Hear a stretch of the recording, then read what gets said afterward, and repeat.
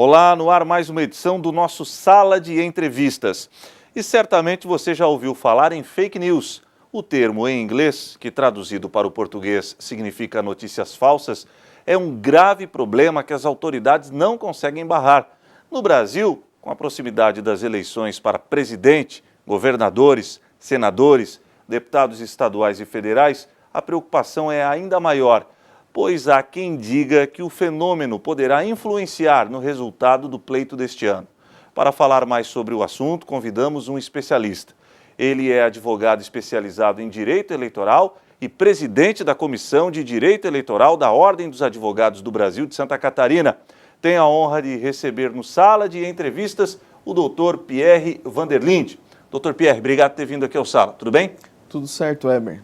Falei alguma inverdade, fake news, que traduzido seria notícias falsas, ela de fato preocupa vocês que trabalham com todo esse processo da lisura eleitoral para o pleito deste ano? Com certeza. O grande desafio para a Justiça Eleitoral esse ano é combater as notícias falsas. Na verdade, não existe um conceito jurídico disposto na legislação brasileira do que seria isso. Mas, por exemplo, podemos dividir em dois grupos.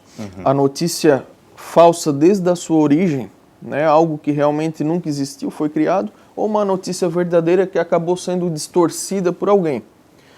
E, para isso, o presidente do Tribunal Superior Eleitoral, o ministro Fux, ele criou uma força-tarefa, e a Justiça Eleitoral estará preparada juntamente com o Ministério Público Federal, Polícia Federal, para tentar combater de maneira enérgica essa propagação da notícia falsa. Será certamente as eleições das redes sociais, com a restrição cada vez maior da propaganda de rua, da propaganda de TV e rádio. As redes sociais serão o campo de divulgação das ideias dos candidatos. E ali certamente serão também o campo para propagação de notícias falsas. Mas como é que faz para fiscalizar, doutor? Sendo que a internet, a impressão que se tem é uma terra sem lei. Nós tivemos o caso da vereadora carioca, a vereadora Marielle, Marielle Franco, se não me falha a memória. Temos outras situações envolvendo políticos, tanto de esquerda quanto de direita, que são vítimas diariamente das notícias falsas, das fake news. Como é que faz para policiar tudo isso? No projeto de reforma política que tramitou em 2016, havia uma previsão de que o próprio advogado do partido candidato poderia notificar diretamente o provedor de conteúdo, o Facebook, o Instagram, o Twitter, enfim, para que essa notícia fosse retirada.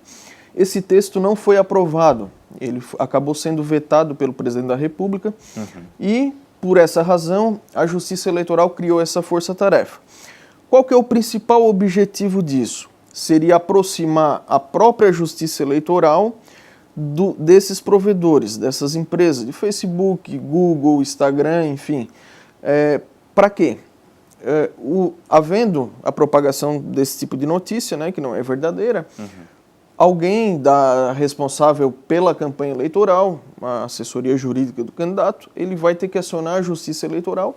E com essa comunicação rápida entre a Justiça Eleitoral e esses provedores, esse seria o objetivo principal para que, de fato, se cumpra as decisões judiciais. Essa comunicação, esse elo de comunicação de forma rápida entre a Justiça Eleitoral e os provedores. A gente sabe que acaba dificultando situações de que a notícia foi criada, foi colocada na rede num provedor, por exemplo, localizado no exterior. Certo. Isso acontece muito. Isso é um problema? É um problema, é um problema. Nas redes sociais, isso se torna mais fácil, porque essas empresas, de fato, estão dispostas a também combater o fake news. Não só durante o período de campanha, mas por todo o período. Não é interessante ao Facebook, por exemplo, e a gente cita aqui só como exemplo, que alguém propague uma notícia falsa de qualquer pessoa, independente dela ser candidata ou não. Então, por isso que essas empresas maiores, das redes sociais estão colaborando com a justiça. Agora, complica sites, digamos, não confiáveis, e por isso cabe também ao eleitor ele ter atenção da origem desse conteúdo. Então, todo mundo conhece os grandes sites, as grandes empresas de jornalismo, que que divulgam suas notícias com credibilidade. Então tem que ter a cautela em relação à fonte da notícia, de onde que a notícia partiu.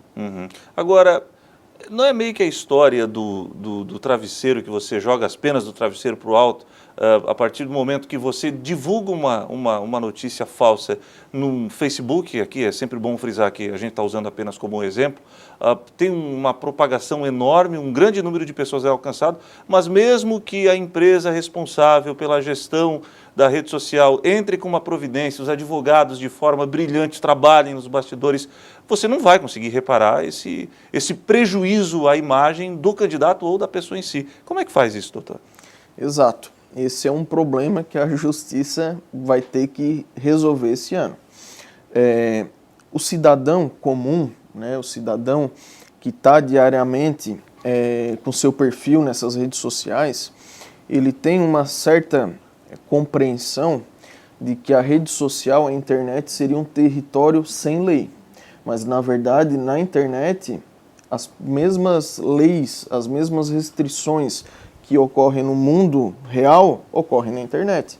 Então, quem tiver ou dando início à divulgação de uma notícia falsa, ou simplesmente propagando, compartilhando, é um botãozinho que fica ali do lado, né, na timeline, compartilhando uma notícia que é falsa, a Justiça Eleitoral vai tomar as providências e vai penalizar essa pessoa.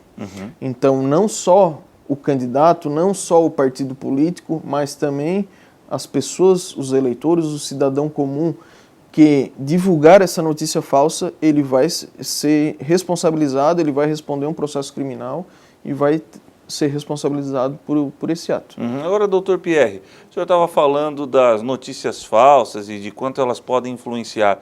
De fato, há essa crença, essa convicção de que um fake news pode influenciar no resultado final de uma eleição presidencial, por exemplo? A gente pode chegar a esse extremo? Olha, nós nunca tivemos essa experiência, então é muito difícil afirmar com certeza do impacto, né, que o fake news poderia causar numa campanha.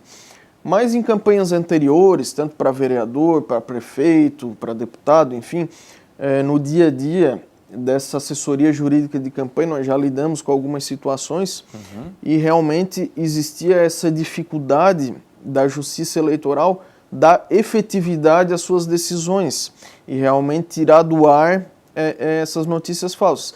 De fato, elas acabavam se influenciando.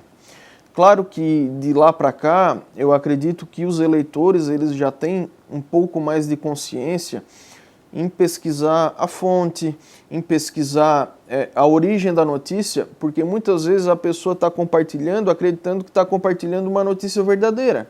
Então, esse é o X da questão, né? A cautela no compartilhar a notícia. O cidadão ele deve certificar se a notícia realmente é falsa ou verdadeira. E por que ele vai fazer isso? Porque ele tem que ter a consciência que se ele compartilhar uma notícia que seja falsa, ele pode sim ser responsabilizado. E aí pode ser traído na impressão de que a internet é uma terra sem lei. Exatamente. Eu vou compartilhar que não vai dar nada, não é assim? Não é assim que funciona. Entendi. Agora, com relação à divulgação, o senhor está falando de tomar o cuidado, prestar atenção nos veículos de comunicação. Mesmo quando você tem esse cuidado, ainda assim é perigoso, porque nós temos, e o senhor me corrija se eu estiver errado, fatos comprovados de que até mesmo grandes veículos de credibilidade da imprensa nacional já foram vítimas de fake news, ou seja, acabaram divulgando notícias falsas por algum detalhe, enfim, isso também pode acontecer. Também pode acontecer. Realmente é um universo muito amplo e fica muito difícil a gente imaginar como que no dia a dia, na prática, numa campanha que é tão curta, né, um período de tempo tão rápido, se consiga manter a estabilidade das campanhas eleitorais no Brasil todo, sem que essa fake news passe a causar uma influência ou negativa ou positiva numa determinada candidatura. A gente até agora estava falando de Google, de Facebook, de Twitter, enfim, né? Que são plataformas, digo eu assim, mais fáceis de controlar. Mas, por exemplo, e o WhatsApp? Vários grupos de WhatsApp, as pessoas diariamente estão divulgando notícias antigas ou notícias falsas e realmente, a gente analisando, fica muito complicado de conseguir barrar isso, né? Uma vez propagando a notícia, isso se espalha de uma forma muito rápida. Como pólvora. Então, penso eu que a Justiça Eleitoral, na questão da fiscalização, ela também vai fomentar a punição das pessoas que estejam compartilhando, porque é uma forma, digamos assim, de deixar o recado para que numa eleição, uma próxima eleição, uma eleição municipal, em que geralmente os ânimos são mais acirrados ainda nos municípios, nos estados. Por que a eleição municipal é mais exaltada? Os ânimos são mais exaltados, doutor? Eu acredito que pela proximidade das pessoas, né? Hoje a gente visualiza os presidenciáveis e tem as correntes de apoiadores que acabam tendo assim um entusiasmo muito grande em defender tal ponto de vista de determinado candidato, mas trazendo isso para uma eleição municipal em que o candidato é um conhecido teu, é um amigo, é um vizinho, os Pode ânimos... esbarrar com o candidato a prefeito no shopping, no mercado. Exatamente, os ânimos se acirram ainda mais. Interessante isso, né? E isso acaba deixando a eleição mais tensa, digamos assim, né? Com certeza. E além dessa questão relacionada ao fake news, além, né, do cidadão fazer essa divulgação do fake news, a própria legislação ela prevê uma punição específica para o candidato que acabar contratando pessoas para propagar esse tipo de notícias. Existe isso? Existe essa situação, infelizmente existe. O cidadão contrata alguém para difamar o oponente. Exatamente. Que loucura. E aí existe uma punição específica para isso? Existe a punição. Isso pode levar, inclusive, a aplicação de multa, pode levar a um processo criminal, pode ter consequências no exercício do mandato. E, claro que trazendo consequências, inclusive, para a própria eleição. Sim, isso pode acarretar, gerar um processo que pode levar até cassação por exemplo, por fraude, né? É um dos pontos que pode levar à cassação, é a fraude, e a partir do momento que o candidato contratar alguém para inserir uma notícia falsa, para enganar o eleitor em relação ao seu opositor, ele está cometendo uma fraude eleitoral e pode ser punido por isso com a cassação do seu diploma ou da sua candidatura. Interessante. Estou recebendo o doutor Pierre Vanderlinde, ele que é especialista em direito eleitoral, falando sobre esse tema que preocupa de fato e que ganhou notoriedade, ganhou espaço na mídia, não só na mídia nacional, como na mídia internacional, que são as chamadas fake news. O que leva uma pessoa a criar uma fake news?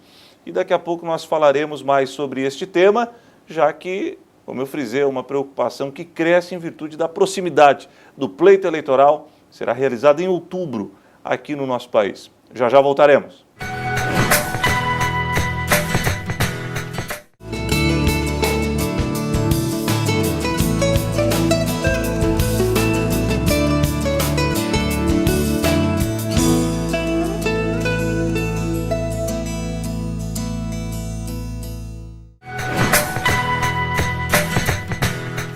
Estamos de volta com Sala de Entrevistas. Hoje meu convidado, ele que é especialista em Direito Eleitoral, doutor Pierre Vanderlinde. Doutor, o senhor acompanhou as eleições nos Estados Unidos e obviamente se falou muito em fake news. Inclusive, recentemente nós tivemos aí o próprio dono do Facebook indo ao parlamento norte-americano dizendo que não, de fato vazaram informações, nós pedimos perdão, vamos melhorar o nosso sistema para que as eleições, citou inclusive o Brasil, né, não sejam atrapalhadas, enfim. Como é que o senhor acompanhou todo esse processo nos Estados Unidos? E se a eleição, naquela épica disputa entre Donald Trump e Hillary Clinton, serve de exemplo, de espelho para vocês, especialistas em direito eleitoral? A questão da eleição americana, ela tem um diferencial em relação à eleição brasileira na questão cultural.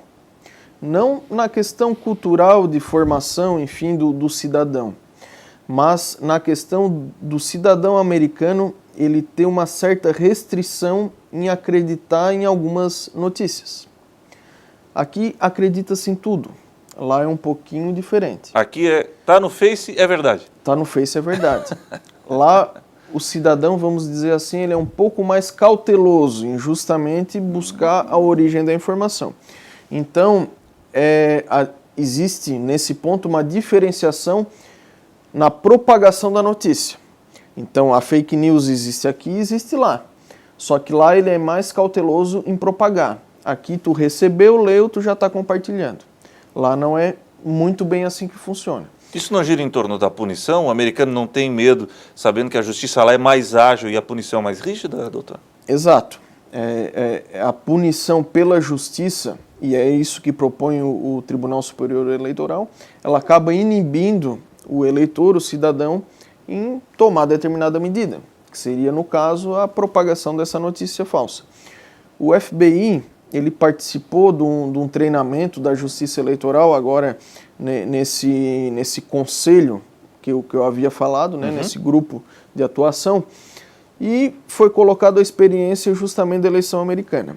E lá se colocou o seguinte: o FBI ele seria como se fosse a nossa Polícia Federal. Claro.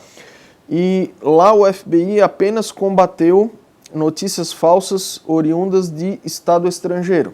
Então, se um determinado cidadão de outro país, um hacker, enfim, alguém acabou propagando uma notícia falsa no território americano, havia a atuação do FBI e havia restrição.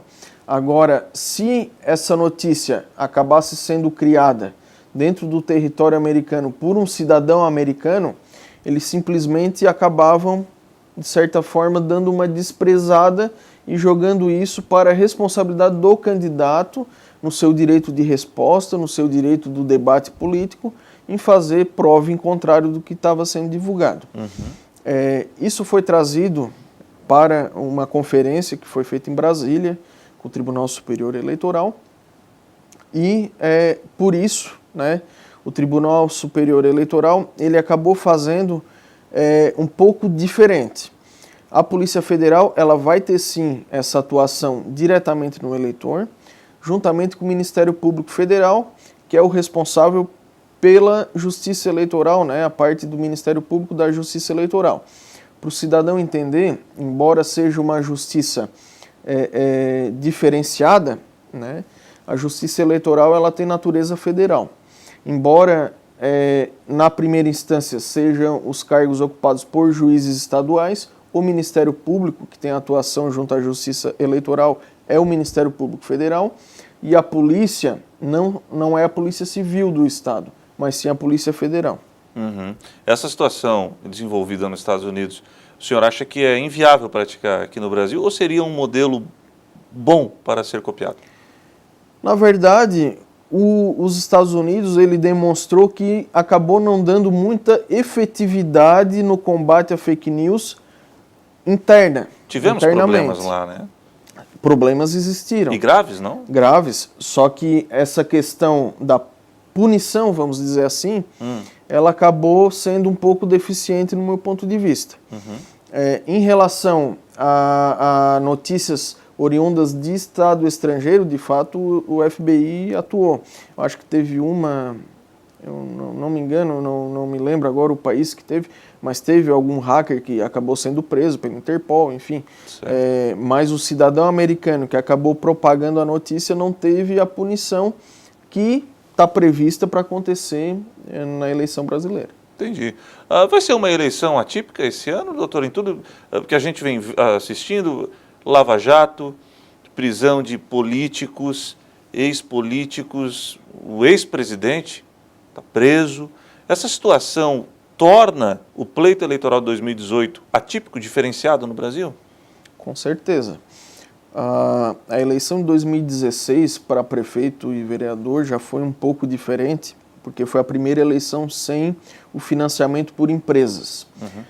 Essa eleição vai ser a segunda, mas vai ser a primeira para presidente, governador, deputado e senador sem o recurso financeiro de pessoas jurídicas.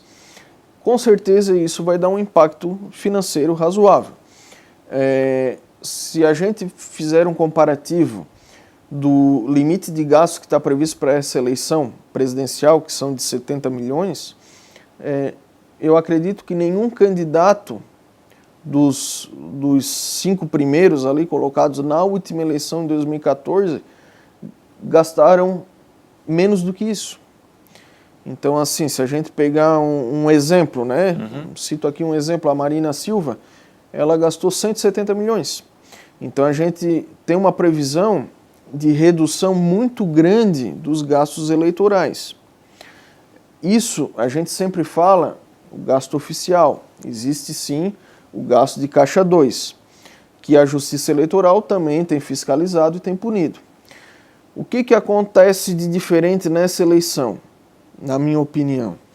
O empresário que em anos anteriores acabou doando dinheiro à margem da lei, né, o chamado caixa 2, ele vai ter, com certeza, um maior receio de participar desse tipo de doação, em virtude da Operação Lava Jato, que vários executivos de grandes empreiteiras acabaram sendo presos, o próprio ex-presidente, enfim, né? Isso é uma punição exemplar que acaba prejudicando, não, mas acaba interferindo na tomada de decisão dessas pessoas a partir de então. Então, o político ele vai pensar 2 vezes em utilizar dinheiro de caixa 2, o empresário vai pensar 2 vezes antes de fazer uma doação à margem da lei.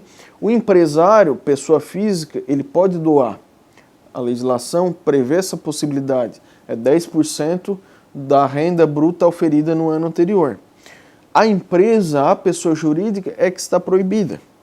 Então, não há problema algum do empresário fazer uma doação conforme a legislação prevê, por meio de um depósito bancário ou por meio de uma transferência. Isso vai para a prestação de contas. Tudo registradinho. Tudo registrado. O candidato vai utilizar esse dinheiro para pagar suas despesas, contratação de pessoal, santinho, enfim.